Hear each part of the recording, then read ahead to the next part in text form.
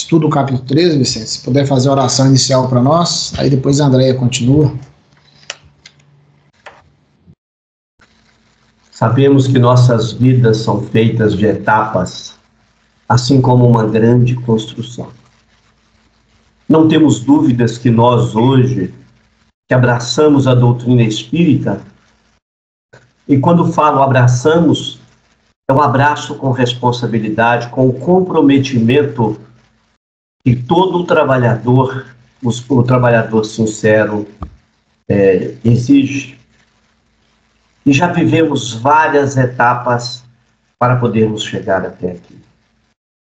Não temos dúvidas de que lá no passado guerreamos, matamos, tudo em nome do Cristo. Em primeiro lugar, não acreditávamos, não aceitávamos, porque para nós, naquele passado, o Messias ainda não tinha vindo. Porque esperávamos um grande guerreiro, aquele que viria para defender o povo escolhido, assim como era entendido pelos hebreus, da sanha dos nossos irmãos romanos. E ali matamos, roubamos e caminhamos, reencarnamos, nascemos diversas vezes até chegar nesse século em que estamos vivendo, onde estamos revendo todas as lições do passado e nos dando a oportunidade de conhecer verdadeiramente um Cristo que em 33 anos não tinha como entendermos e conhecê-lo amplamente. Mas, para tanto, nós precisamos tivemos que aprender a abrir as portas de nossa casa mental e permitir que o Cristo adentrasse nela para que ele, dentro de nossa casa, pudéssemos conhecê-lo mais profundamente e, por que não dizer, vivê-lo. Ele matou nossa sede. Ele matou nossa fome. E compete a nós fazer o mesmo a todos aqueles que, de uma maneira e de outra, ele colocar lado a lado em nosso caminho. E assim, Jesus, nós te agradecemos mais uma vez a presença nesta reunião, neste grupo, e esperamos que possamos sair daqui melhor do que aqui chegamos. Que Deus nos abençoe a todos. Que assim seja. Boa noite a todos. Então, a gente vai dar continuidade ao capítulo 13, né, do livro Mecanismo da Mediunidade, que é o fenômeno hipnótico indiscriminado. A gente falou um pouco sobre a questão do hipnotismo vulgar, né, no último encontro, onde a gente colocou, né, como funciona o ato de hipnotizar. Falamos um pouco sobre o conceito, né, da hipnose, e onde a gente consegue ver que qualquer estado de alteração da consciência, né, pode ser considerada como né, um processo de hipnose. Falamos um pouquinho, iniciamos a falar sobre a questão da hipnoterapia, né, e estávamos falando sobre a questão do circuito fechado, que é como ocorre, né, o início do processo hipnótico, né. E ele cita um exemplo, né, de um hipnotismo vulgar que acontece numa sala, né, de espetáculos, e esse circuito fechado, ele se inicia com um processo inicial, né, que é para hipnotizar, que se dá através da esterilização da corrente mental e da sintonia com os magnetizados, e pode se dar através de uma influência à distância, seja através de ondas de rádio, televisão, áudios da própria internet, hoje em dia, né, ou a partir do momento em que a gente está em contato mais próximo com aquele que, de alguma forma, né, vai ser hipnotizado. E a gente vai ver mais à frente como isso, né, se liga com a questão da mediunidade, né. E aqui ele foi falando um pouco, né, sobre como se dá essa questão. E aí, aqui eu acho que é interessante a gente parar um pouquinho, que fala que na vida comum, todos nós praticamos espontaneamente a sugestão.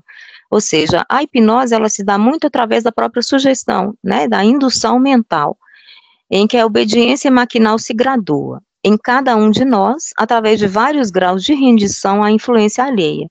E tal situação se começa no berço, né? Então é importante a gente lembrar que a família, ele é um importante agente de indução, e pode nos, de alguma forma, né, nos induzir a atitudes e a pensamentos de boa conduta, de boa índole, ou não, né? Então, assim, nós, mesmo que não tenhamos filho, mas nós que temos sobrinhos, primos, lidamos com crianças, né, muitas vezes percebemos algumas atitudes, às vezes é difícil na nossa família a gente lidar, né, na educação de uma criança que não está sob a nossa responsabilidade direta, mas que a gente também, né, não se esqueça de que, fazendo parte daquela família, seja da família física, ou mesmo, às vezes, da família espiritual, através da amizade, né, e dos vínculos que a gente vai criando, que a gente não que a gente não fique, né, de alguma forma, se sentindo não responsabilizado por algum tipo de indução que a gente perceba que não seja positiva para alguma criança, né, com a qual a gente conduza. Então, assim, eu acho que a família talvez seja o início desse processo, e ele tem um poder muito grande, né, às vezes, de nos conduzir, porque quando crianças, né, os psicólogos, os estudiosos, a Patrícia é psicóloga, se ela quiser até me corrigir, eles falam, né, que nos primeiros 7 anos, e até a própria doutrina também nos fala um pouco sobre isso, né, nesse processo inicial de educação, onde todas, né, muitas das nossas possibilidades de aprendizado, elas vão sendo moldadas, né, nosso próprio caráter, né, é claro que a gente traz todas as questões de outras vidas passadas, mas a gente tem muitas vezes, né, com esses agentes de indução, a possibilidade ou de reverter algumas condutas inadequadas que a gente possa já ter nascido com elas, né, e induzir também estados, né, de consciência, onde a gente, através dos nossos exemplos e dos nossos ensinamentos, né, a gente consiga, talvez, moldar um pouco, né, esse ser que está se iniciando, né, com pensamentos e instruções e ensinamentos, né, para o bem.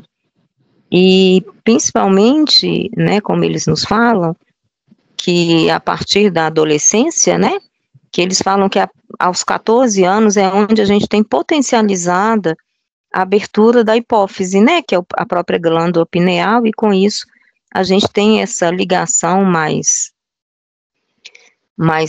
forte com as nossas próprias reminiscências do passado. E até tem alguns estudiosos que falam, né, que na adolescência, em função muito disso, que a gente tem muitas vezes essa mudança de comportamento da infância também para a adolescência. E toda essa conduta, toda essa forma como a gente, né, conduz as relações e educa, com certeza isso vai influenciar, né, nesse processo para que a adolescência seja o menos traumática possível, né, e que a gente realmente seja um agente de indução que não deixa de ser, não que seja essa hipnose tradicional, né, mas é a própria formação da nossa sociedade, né, através dessa conscientização e dessa educação que a gente passa para as crianças e para os adolescentes, né. Se alguém quiser falar, acrescentar, fica à vontade de corrigir. É só abrir o microfone, que eu não consigo visualizar, tá? Aí vocês ficam à vontade. Então, ele nos fala, né, que um estado de consciência que envolve atenção focada e consciência periférica reduzida, né, no caso da hipnose, e é caracterizado por uma maior capacidade de resposta à sugestão. Quando como a gente viu na última semana, né, algumas pessoas estão mais abertas ou não a questão da hipnose, né, e através da hipnose, com sugestões e técnicas de comunicação, as pessoas podem ou não ceder ao comando, né, do hipnotizador. E aí ele nos fala sobre a questão da corrente mental e da sintonia.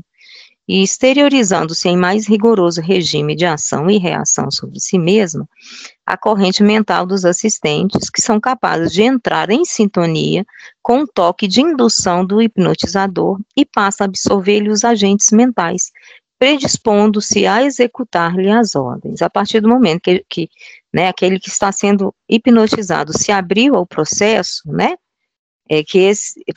permitiu que esse agente de indução, né, que é o próprio hipnotizador, que ele consiga fazer com que as nossas ondas cerebrais, com que a gente consiga entrar, né, num estado que é de maior vigília, né, aqui até eu trouxe um pouco da questão das ondas mentais, né, e a sua associação com a hipnose clínica, que a gente sabe, né, que a comunicação entre os nossos neurônios, ela se dá através de estímulos elétricos, né, que são aquelas ondas oscilatórias, como a gente viu nos capítulos passados, né, e dependendo da velocidade por minuto dessas ondas, a gente tem,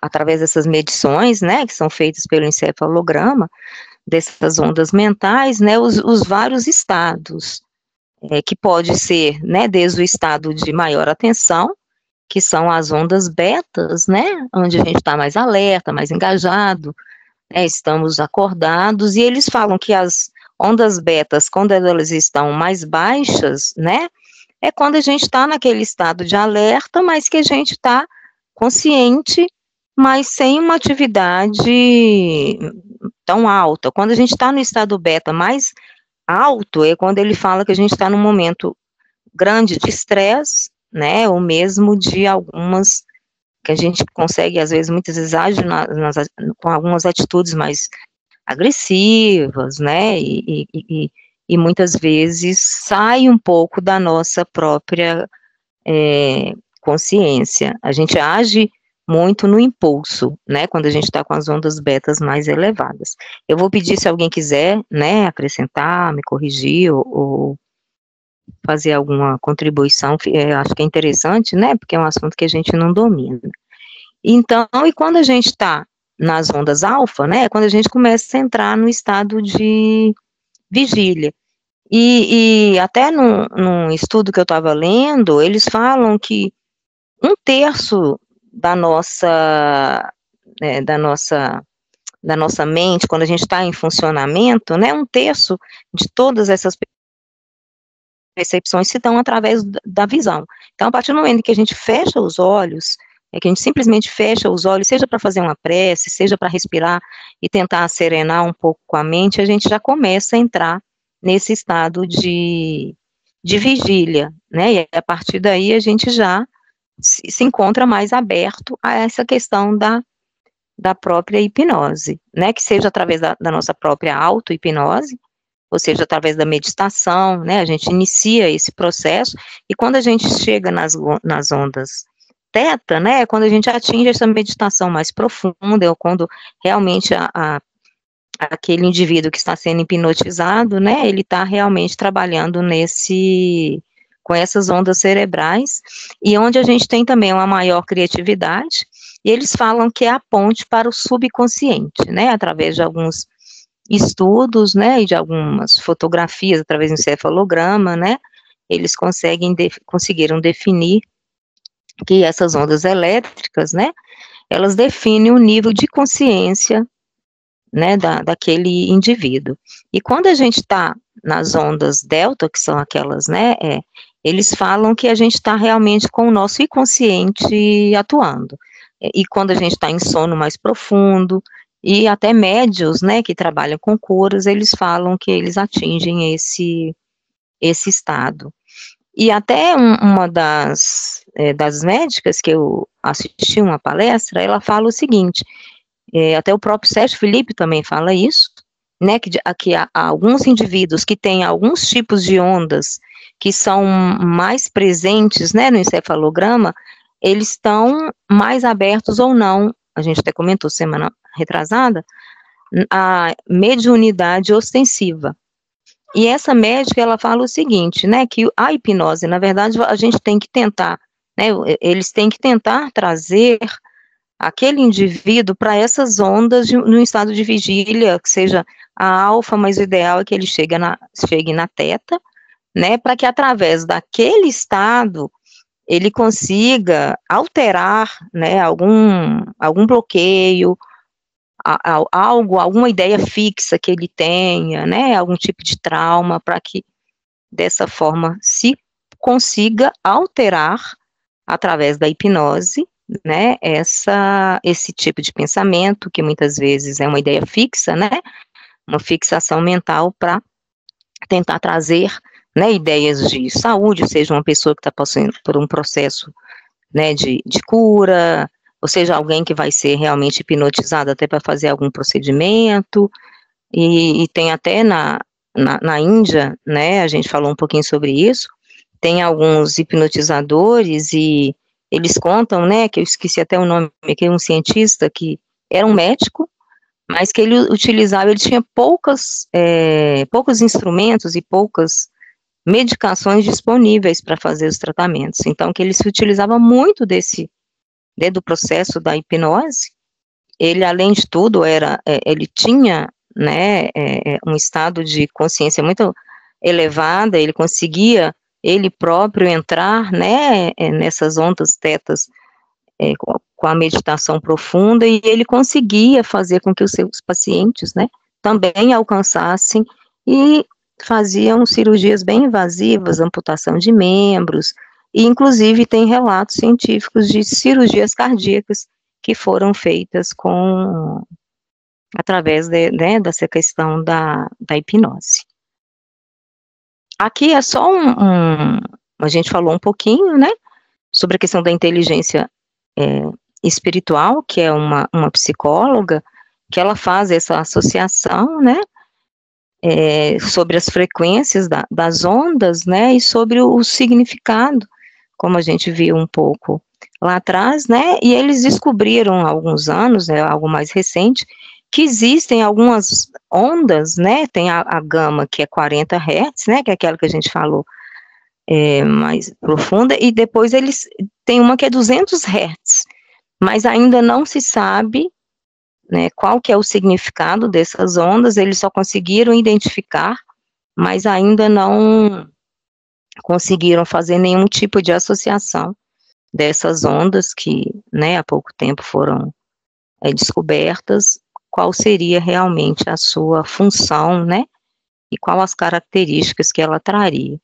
E aí ela nos fala sobre a questão da inteligência espiritual, e ela nos cita alguns tópicos, né, para que a gente consiga, de alguma forma, potencializar essa inteligência espiritual, e ela também nos fala, né, que a partir do momento em que a gente avança, como a gente tem também a inteligência intelectual, a inteligência emocional, né, que essa inteligência espiritual, ela tem muito a ver com a questão de ter pensamentos positivos, né, claro que a gente sabe que é quase impossível a gente ter o tempo inteiro, porque a gente está sendo bombardeado o tempo todo, né, por várias questões, mas que a gente tente trabalhar, né, isso é algo que os né, os estudiosos de neurociências, neurolinguísticas, né, eles falam que o não é algo muito maléfico para o nosso cérebro, ele não consegue entender o não, ele fica muito perturbado, né, então que a gente sempre, ao invés de falar, poxa, eu não tenho isso, que a gente fala, eu estou batalhando para ter aquilo,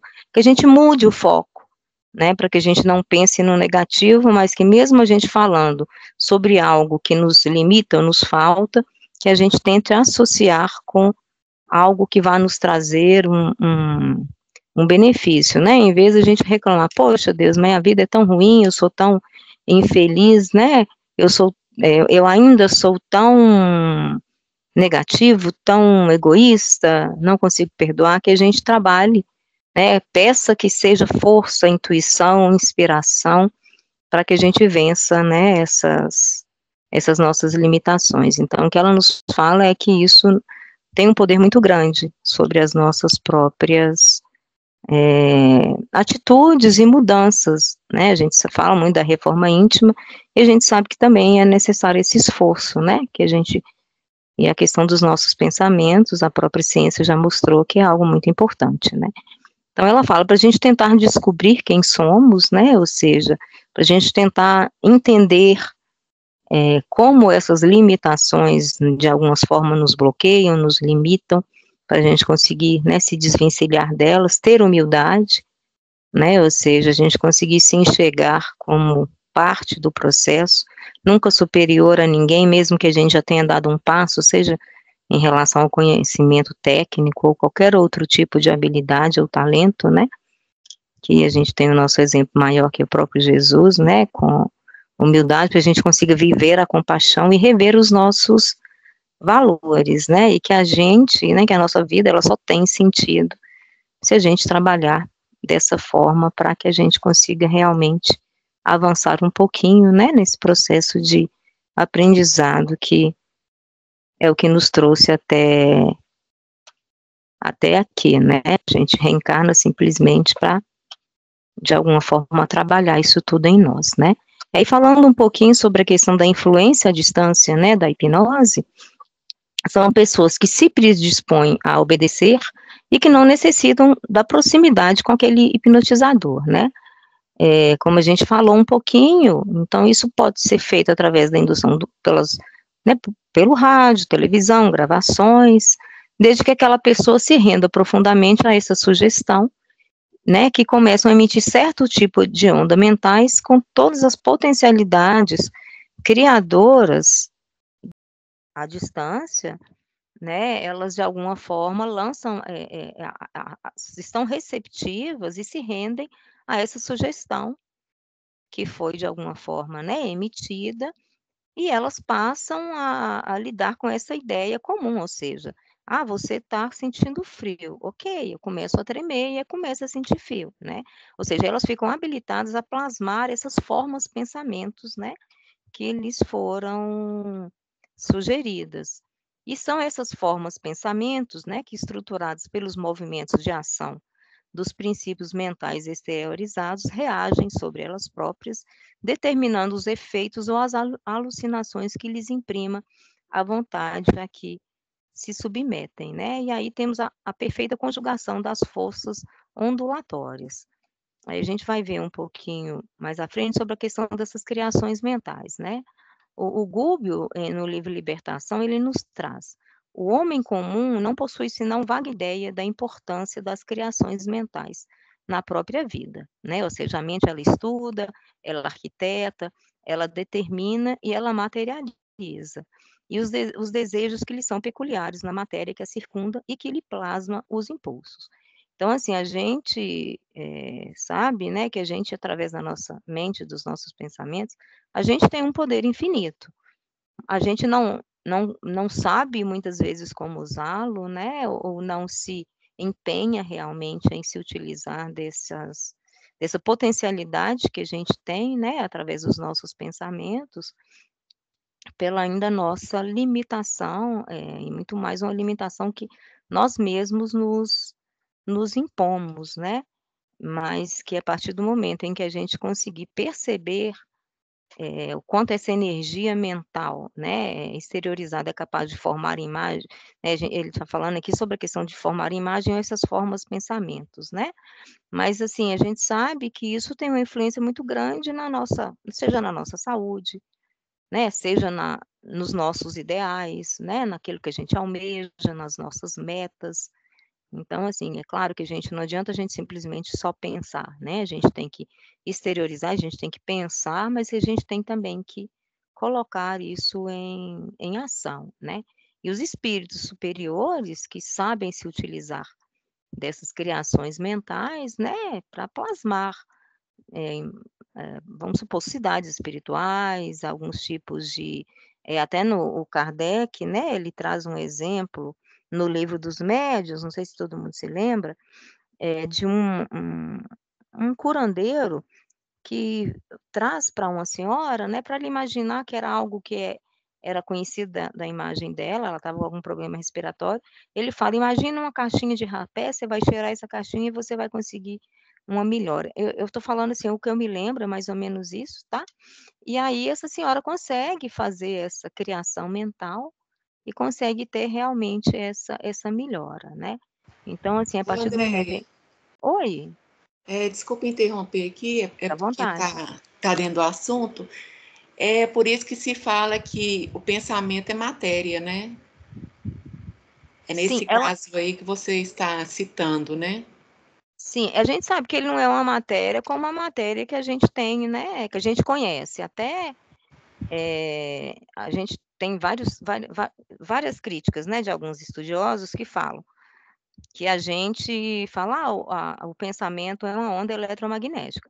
Não sei se o Lucas está aqui, se ele tiver, ele até que me ajude, mas, por exemplo, as ondas eletromagnéticas conhecidas no planeta Terra, ele não é. E até eu estava vendo um físico que é médico e estudioso da doutrina, inclusive palestrante, ele estava falando o seguinte, que na verdade, se a gente ler com cuidado os livros de André Luiz, a gente vai ver que ele faz uma analogia às ondas eletromagnéticas, o pensamento faz uma analogia, porque são as ondas que mais se assimilam, né, às ondas do pensamento, mas que não são realmente as ondas eletromagnéticas que a gente conhece, mas que ele faz essa associação justamente para a gente conseguir ter esse entendimento, né, já que a ciência ainda não conseguiu entender, estudar e perceber quais são esses, né, como é que o pensamento realmente se conduz, né, fisicamente falando. Ainda existem, né, tudo ainda muito nebuloso para a própria ciência. Então, o que ele fala é que a gente tem que tomar esse cuidado, que, na verdade, o que o André Luiz fala, ele traz uma analogia para a gente conseguir realmente fazer essa assimilação, mas que a gente não deve falar André, realmente isso. Oi? dentro do que a gente tem estudado, é o seguinte,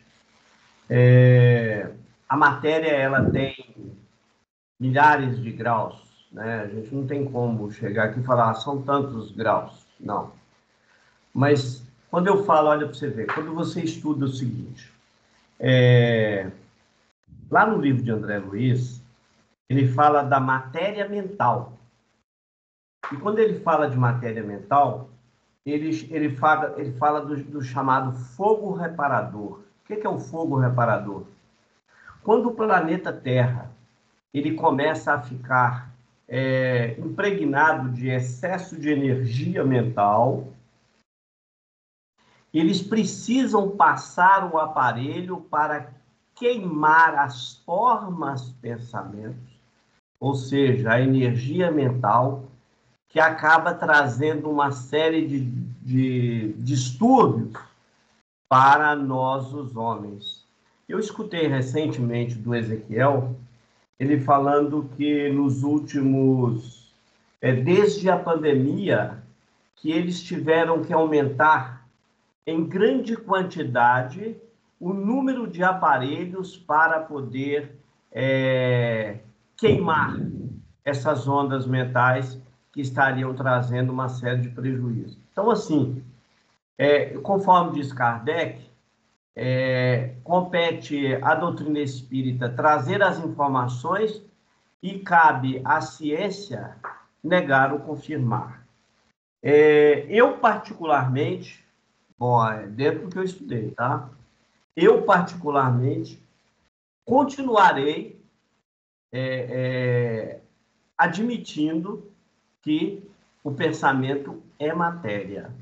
Agora, é claro que não é uma matéria conforme a nossa condição humana nos deixa ver e perceber, né? Ela é uma matéria que foge completamente da nossa capacidade humana até de interpretar mesmo, porque nós ainda temos dificuldade para isso. Aí, no caso, é uma matéria sutil, né? Bem sutilizada. Inclusive, eles chegam a falar de uma matéria quintessenciada, né? Então, a gente fica... Ô, Vicente. Oi. Pode falar. Se a gente for para o princípio da doutrina, né? Fala que existe só três coisas, né? Deus, Espírito e matéria. Sim. Se não é Deus, se não é Espírito, o resto tudo é matéria. Perfeito. Então, por exemplo, as ondas eletromagnéticas, a eletricidade, tudo isso é matéria. Só que é uma modificação do fluido cósmico universal, é uma modificação do fluido cósmico universal, que é matéria, entendeu? Só que a gente não consegue compreender tudo, né? Sim. Adorei a sua explicação, ótima. Eu vou até ler aqui no capítulo 4, quando ele fala o seguinte, quando ele fala de matéria mental e matéria física. Ele fala, assim, considerando a matéria mental, embora em aspectos fundamentalmente diversos, ela obedece a princípios idênticos àquele que regem as associações atômicas na esfera física, demonstrando a divina umidade do plano do universo. Ou seja, ele fala, obedece a princípios idênticos, mas não falam que são aqueles mesmos, sabe? É isso que ele coloca, que, na verdade, ele fala sobre uma analogia em função ainda do nosso desconhecimento sobre o pensamento, falando em questão da própria ciência. Então, ele fala o que nós, né, na época dele, claro, né, o que se existia, até, eu não sei se o Lucas estiver aí, se ele quiser acrescentar, eu até pesquisei, e tudo que eu pesquisei ainda não se tem nada realmente, né, que se demonstre fisicamente a questão do pensamento. Tem gente que, tem alguns que falam, o pensamento tem forma, o pensamento tem cheiro, o pensamento tem peso, mas ainda não se comprovou cientificamente, né? Então, é o que ele fala, é uma analogia pela nossa alimentação ainda da própria ciência, né? Do entendimento e da própria explicação do que seja isso, mas o que ele fala é que não são ondas eletromagnéticas, é o que ele fala aqui, né? São, na verdade, similares. E aí ele continua falando, né, que a matéria mental é um instrumento sutil da vontade, atuando nas formações da matéria física, gerando motivações de prazer ou desgosto, alegria, otimismo ou desespero, que não se reduzem efetivamente a abstrações por representarem turbulhões de força em que a alma cria os seus próprios estados de mentação indutiva, atraindo para si mesmo os agentes de indução, seja eles de luz ou sombra, vitória ou derrota, infortúnio ou felicidade. Então, assim, isso aqui, né, eu acho que tem tudo a ver com essa questão da própria hipnose, né? Ou seja, através dessa nossa, da indução mental, né, que a gente, através da nossa vontade, a gente se submete, seja o processo, né, de hipnose, esse vulgar, como até num próprio, como a gente vai ver no capítulo 14, né, da questão da própria obsessão, e muitas vezes, não só de desencarnado para encarnado, mas também de encarnado para encarnado, né, em que a gente se submete a esse tipo de indução, e que a gente, né, através da nossa vontade, a gente aceita realmente essa indução, né, e através dela a gente se entrega ou não, né, ao processo de hipnose, né, que, como a gente já viu, ele vai muito além da própria questão,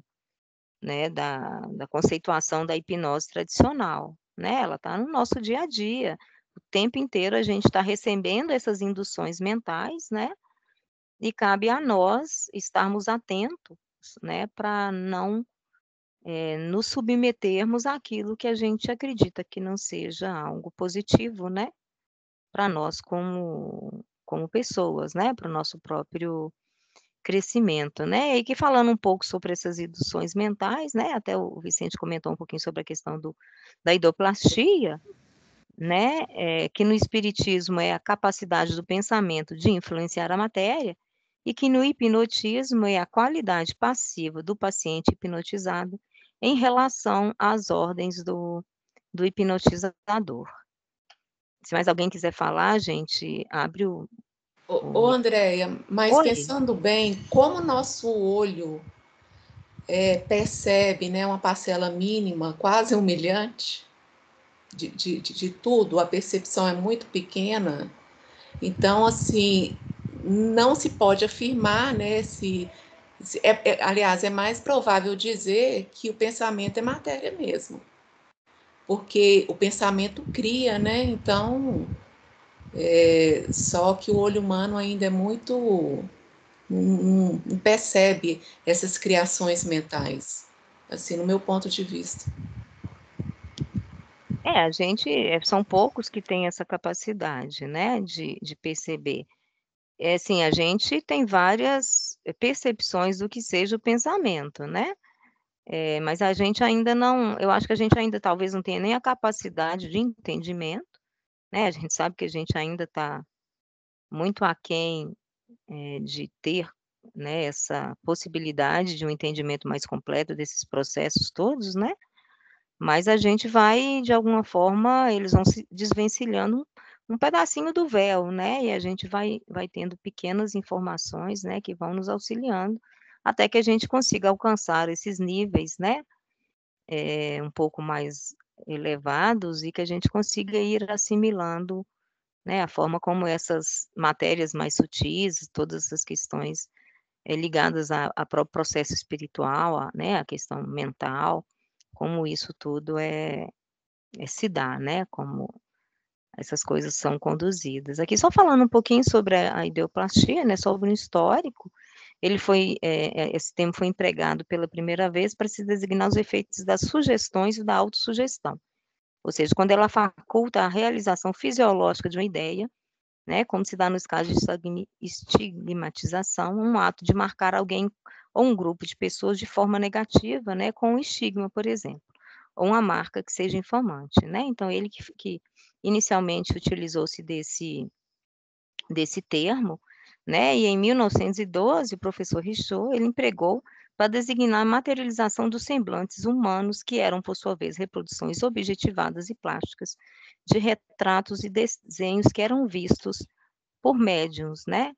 E o André Luiz, ele nos afirma, né, que o pensamento ele pode materializar-se criando formas que muitas vezes se revestem de longa duração, conforme a persistência da onda em que se expressam, a moldagem da matéria viva, né, feito pela ideia.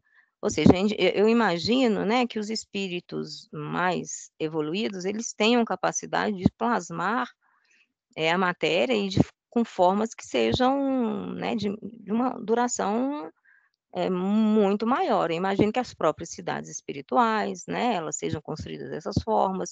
A gente sabe que nos umbrais, essas entidades, né, que ainda estão vibrando no nível mais inferior, elas também conseguem moldar a matéria, né, e criar essas formas, mas que a gente sabe que elas não têm uma durabilidade, né, e elas não persistem no tempo, porque a partir do momento que aquilo ali, né, que aquele ser também de alguma forma vai, né, vai evoluindo, vai caminhando, né, aquelas formas elas vão se dissipando, né, ou seja, não são formas que têm a possibilidade de perpetuar, né, a gente sabe André, que... Oi? num dos livros de André Luiz, eu falo num dos livros, mas assim, não são todos que eu guardo o nome, não. Eles estavam numa reunião no plano espiritual e haveria a manifestação de um companheiro de esferas superiores. E para que esse espírito de alta hierarquia pudesse manifestar, foi sugerido pelo mentor dos trabalhos, isso no âmbito espiritual, que eles pudessem criar um ambiente propício para a manifestação. Então, eles tinham ali uma espécie de globo não, um material ali, tipo vidro, e ali dentro eles começaram a criar uma ideoplastia. Então, criou-se um lago, criou-se ali alguns pés, né, algumas flores, enfim, um ambiente já conhecido. Mas olha que interessante, cada um das pessoas participantes, tinham muitos ali que eram estudiosos, eles iam colocando, eles iam dando forma àquele quadro. Então, quando esse mentor, quando esse agente do âmbito espiritual superior se manifestou, ele se sentiu muito à vontade, mas com um ambiente mais propício para que ele pudesse falar, e com uma criação de todos. Então, eles colocam ali flores, rosas e tudo mais. Então, assim, olha que interessante. Se eu penso e dou forma para o que eu estou pensando, isso é matéria. Agora, o grau de matéria que é que a ciência, nossa ciência, pela sua condição ainda, ela não tem sequer a capacidade de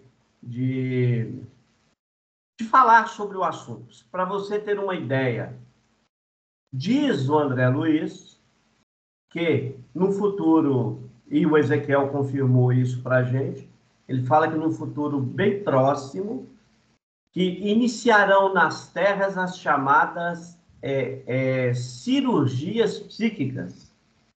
Olha que interessante.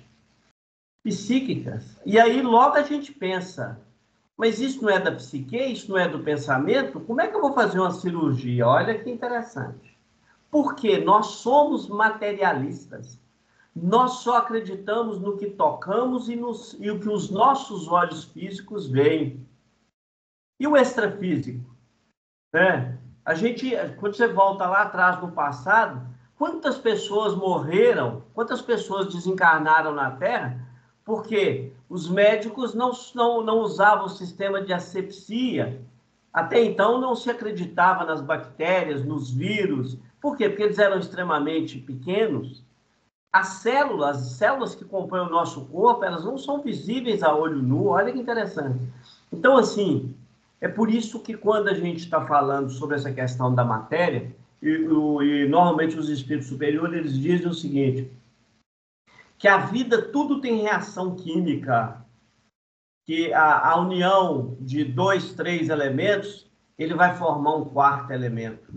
Então, assim, é por isso que a gente insiste sobre essa questão, apesar da ciência ainda não ter aprofundado. Agora, o que acontece é o seguinte, nós nunca podemos esquecer que a ciência ela é dominada por mentes humanas, ok? Só para a gente não esquecer isso.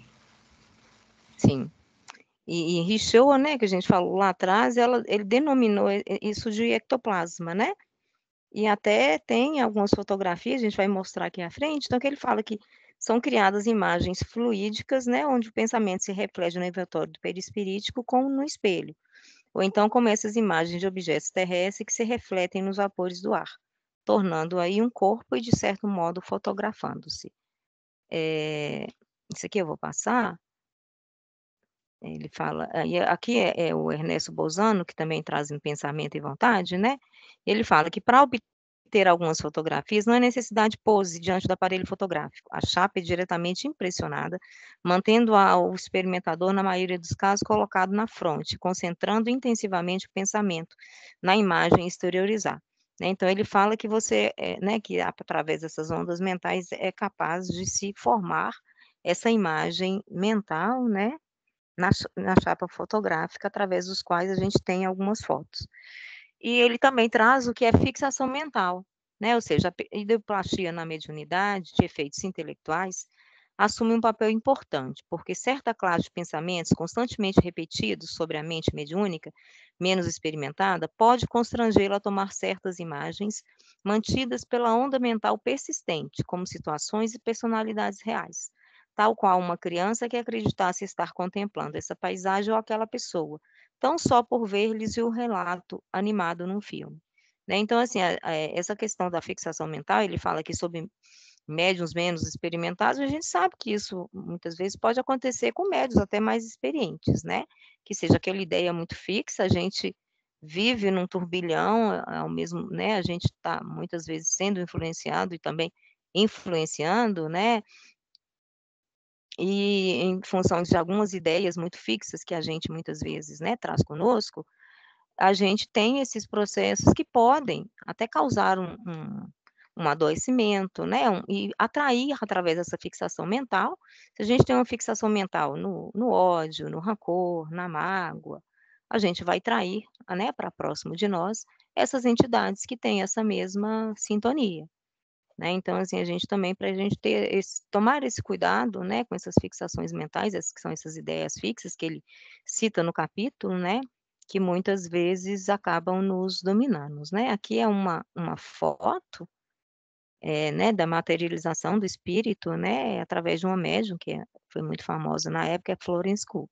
Ele fala que é importante, interessante observar que esse fenômeno vai além das idoplastias comuns, pois permite a visualização da forma materializada por todos, né, que estavam acompanhando o processo. Então, essa figura aqui, ela foi obtida através, né, de uma materialização de uma fotografia, né, através da ectoplasmia.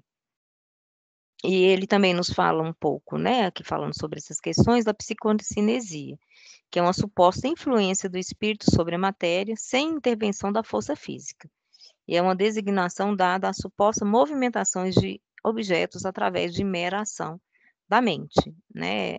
A gente tinha, na época de Kardec, né, a questão das mesas girantes, né? Muita gente já fez aqueles experimentos com o copo, né, que ia se movimentando e trazendo algumas informações, iam fazendo, e se juntavam, né, algumas pessoas, iam perguntando, e o copo ia se movimentando né, nas letras e formando algumas, né, que acreditava-se, né, ser a resposta à pergunta que foi feita.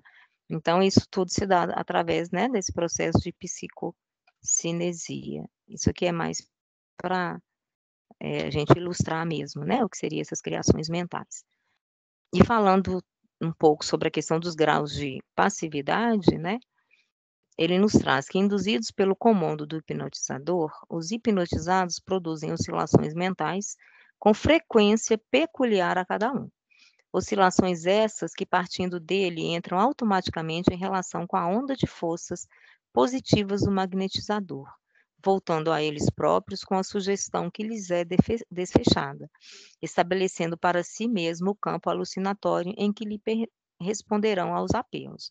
Né, ou seja, através, né, daquele comando que o hipnotizador faz, pela produção das oscilações mentais, né, através do grau de passividade de cada um que está passando pelo processo de hipnose, né, que está se abrindo a esse processo, vão ter esses diferentes graus de passividade que a gente vai ver aqui um pouco à frente, como eles se dão.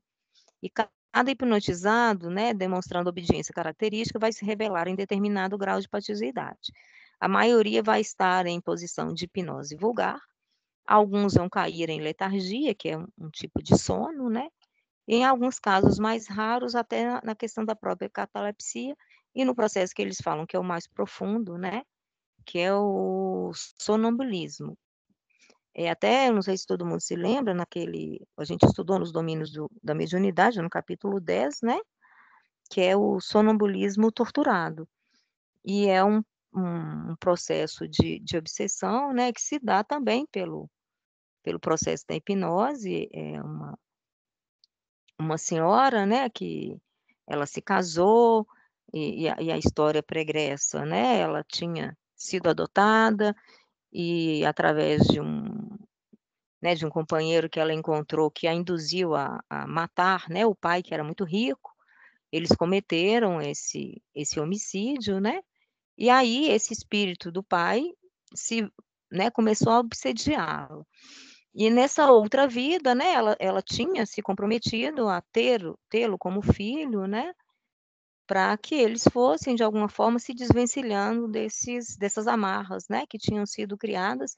Ela, através do amor de mãe, tinha se comprometido, né, a conseguir vencer essas questões com esse espírito, né. Porém, ela, ao sentir a energia, né, daquele espírito que estava no ventre dela, ela começou a se sentir extremamente incomodada, e ela cometeu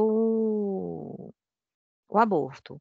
E o companheiro, que, né, na verdade, foi o companheiro atual dela, foi quem induziu ao assassinato no passado, né, de alguma forma ele nem se opôs e nem incentivou o aborto, e essa entidade, né, começou a, de alguma forma, obsediá-la de tal forma que ela começou a perder realmente a própria condução, né, das suas atitudes, e entrou num processo de obsessão bem pesada, né.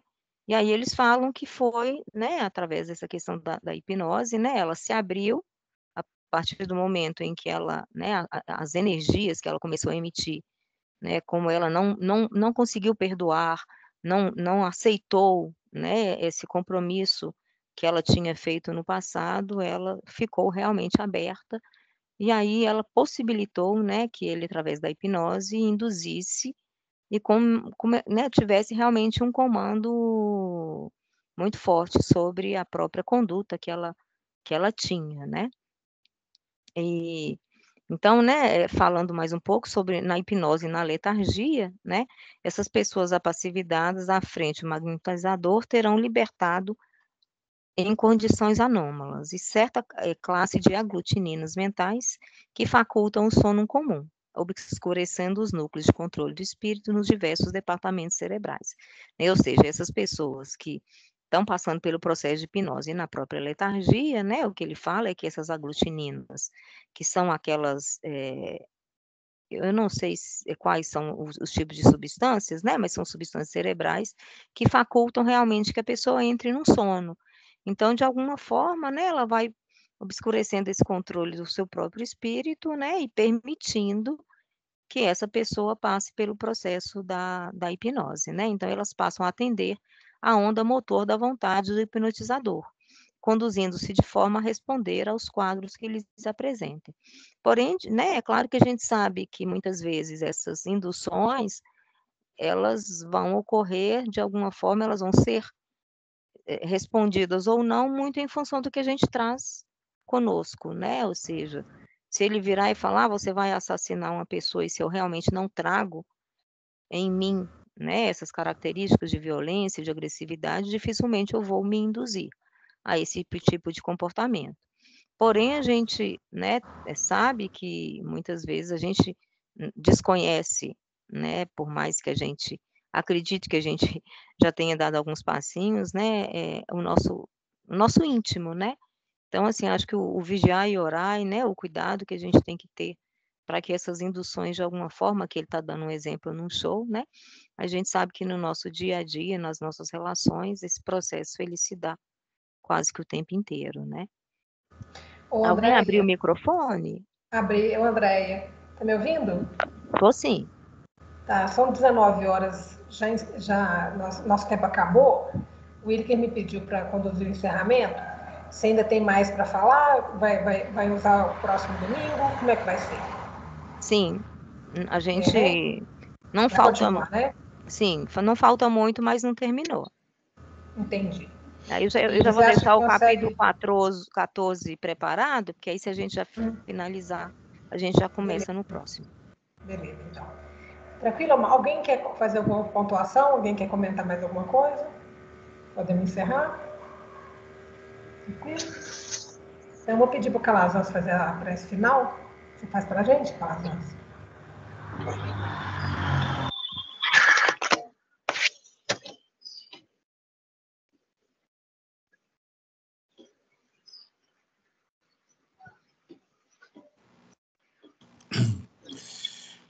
Então, vamos agradecer ao Mestre amado Jesus por essa oportunidade de estarmos aqui mais uma vez reunidos em seu nome, que possamos aproveitar, né, esses ensinamentos para um trabalho mais produtivo dentro da mediunidade. Então, agradecemos todo o amparo e que possamos, na próxima semana, estar aqui mais uma vez reunidos em nome do Cristo. Ser conosco hoje, agora e sempre, assim seja. Sim, sim. Obrigada, viu, André? Você continua, então, no próximo domingo? Ok. Boa noite, boa semana para todo mundo. Boa noite. Boa semana. Boa noite a todo mundo. Boa noite. Obrigada. Boa noite a todos aí.